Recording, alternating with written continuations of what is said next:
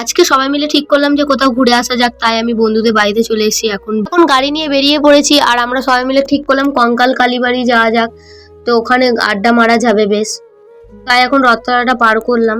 দিদি এখন বলছিল তুই তো গাড়ি চালাচ্ছিস না রকেট চালাচ্ছিস, তাই আমি রকেট চালিয়ে এখন কঙ্কাল কালীবাড়িতে পৌঁছে গেলাম। এই যে কঙ্কাল কালীবাড়ি দূর থেকে কত সুন্দর লাগছে, আর কাছে গেলে তো আলাদাই একটা।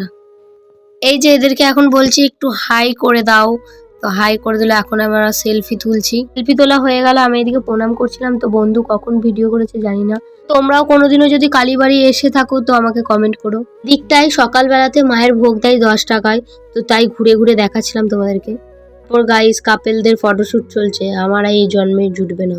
ওই দুঃখে আমরা সবাই মিলে বেরিয়ে পড়লাম। গেটটা দূর থেকে কি সুন্দর লাগছে। থেকে বেরিয়ে একটা ফাস্ট ফুডের দোকানে চলে এসেছি আমরা খাওয়ার জন্যে। নিয়ে নিলাম চিকেন স্টিক আর ললিপপ।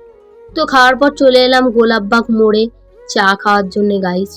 এখানে কারা কারা চা খেতে আসো কমেন্ট করে বলো। মানে চাটা খুবই সুন্দর বানাই। দেন ওখান থেকে আমি বেরিয়ে পড়লাম কারণ অনেক রাত হয়ে গেছে। তো ভিডিওটা এখানেই শেষ করছি। ভালো লাগলে লাইক করুন।